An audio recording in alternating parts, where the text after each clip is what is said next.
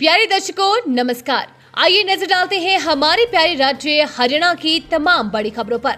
Video शुरू करने से पहले कमेंट बॉक्स में जय हिंद लिखकर हमें सपोर्ट करें। तो चलिए शुरू करते हैं। हाईकोर्ट का बड़ा फैसला, इन कर्मचारियों को मिलेगा प्रमोशन और पेंशन का लाभ। पंजाब एवं हरियाणा हाई कोर्ट ने कैथल जिले के पुलिस कर्मचारियों के पक्ष में बड़ा आदेश सुनाते हुए रोहतक रेंज द्वारा जारी सीनियरिटी और प्रमोशन से जुड़े विवादित आदेश को रद्द कर दिया है। अदालत ने साफ किया है कि कैथल पुलिस कर्मियों की वरिष्ठता और प्रमोशन का निर्णय केवल करनाल रेंज कर सकता है। इस फैसले से कैथल के करीब 70 पुलिस कर्मचारियों को प्रत्यक्ष लाभ मिलेगा, जिनमें एएसआई और एसआई रैंक के अधिकारी शामिल हैं। इनमें से कुछ कर्मचारी अब सेवानिवृत्त हो भी चुके हैं। मामला सब इंस्पेक्टर मोहिंदर सिंह और अन्य कर्मचारियों द्वारा दायर याचिका से जुड़ा है। याचिकाकर्ताओं की ओर से अधिवक्ता कर्मवीर सिंह बनियाना ने अदालत में दलील दी है कि उनके मुवक्किल वर्ष 2004 से 2008 के बीच कैथल जिले में हेड कांस्टेबल के रूप में कंफर्म हुए थे, जबकि उनके जूनियर साथियों को 2009 से 2011 के बीच करनाल और पानीपत में कंफर्म किया गया था। इसके बावजूद 2019 में रोहतक रेंज ने सीनियरिटी सूची बदलते हुए जूनियर्स को सीनियर बना दिया और उन्हें एंटेटेड प्रमोशन भी दे दिए। हरियाणा में जल्द भरे जाएंगे इस विभाग के 250 रिक्त पद, 80/20 के रेशो में होगा प्रमोशन। शिक्षा विभाग rest of Haryana cadre principal के 250 रिक्त पदों को जल्द भरा जाएगा। इन पदों पर 80/20 के रेशो में प्रमोशन होगा। इसमें 80% पदों पर लेक्चरर व 20% पर हेडमास्टर को प्रमोट किया जाएगा। इसके लिए हेडमास्टर और पोस्ट ग्रेजुएट टीचर्स से प्रमोशन केस मांगे गए हैं। हेडमास्टर की वरिष्ठता संख्या 697 से 739 तक है। वहीं पीजीटी की वरिष्ठता संख्या 6501 से 7450 के बीच में मानी जाएगी। इसके सभी जिलों के जिला शिक्षा अधिकारियों को एक सप्ताह में पात्र शिक्षकों की सूची तैयार भेजने का आदेश जारी कर दिए गए हैं। विभाग के इस फैसले का शिक्षक वर्ग ने स्वागत किया है। प्रदेश में लगभग 500 विद्यालयों में प्रिंसिपल के पद पर लंबे समय से रिक्त पड़े हैं। बीते वीरवार को हसला यानी कि हरियाणा स्कूल लेक्चरर एसोसिएशन प्रतिनिधिमंडल ने मुद्दे को सीएम के सामने रखा। पात्र शिक्षकों प्रमोशन केस के साथ मास्टर डिग्री, बीएड डिग्री, अनुशासनात्मक कार्यवाही लंबित नहीं होने का प्रमाण पत्र, स्टेट अवार्ड विजेता व दिव्यांग शिक्षकों को सेवा विस्तारित प्रमाण पत्र लगाना होगा।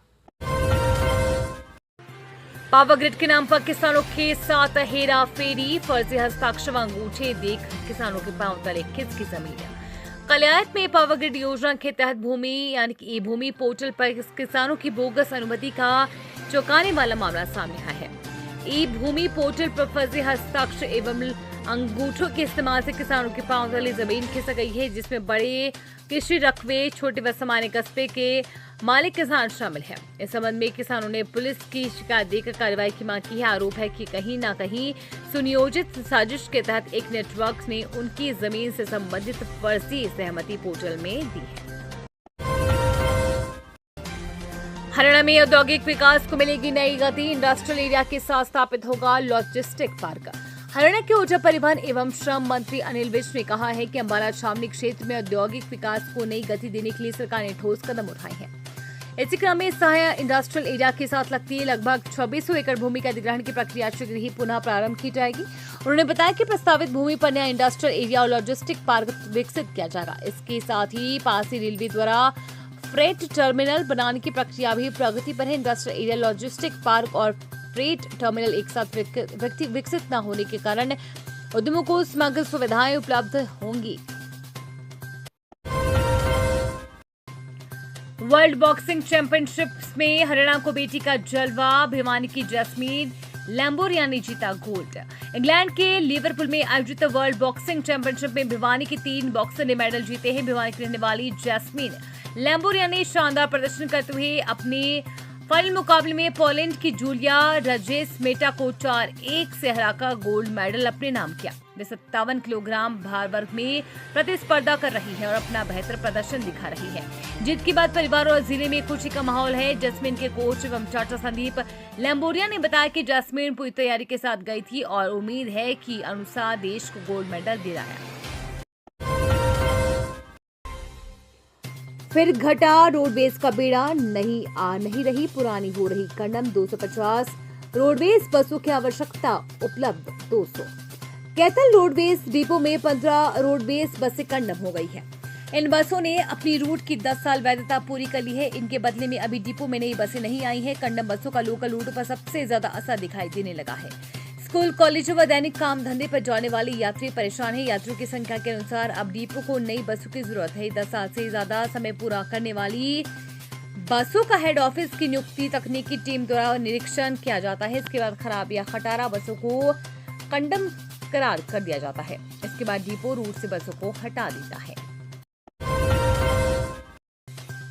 12 साल के बच्चे को स्कॉर्पियो ने कुचला, एक नहीं बल्कि 2 बार चढ़ाई कार, नाले में मिला मासूम।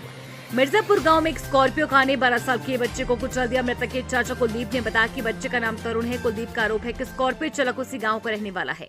स्कॉर्पियो कार के शीशे काले थे, इसलिए वो दिखाई नहीं दिया। बच्चे का शव नाले में मिला है। कुलदीप का आरोप है कि स्कॉर्पियो चालक ने तेज गति और लापरवाही से गाड़ी चलाकर बच्चे को टक्कर मार दी।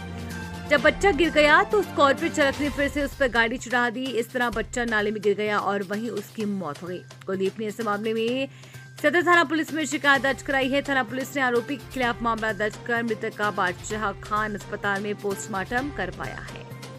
ये थी आज की फटाफट खबरें। हम मिलेंगे अगले बुलेटिन में, तब तक के लिए धन्यवाद और जय हिंद।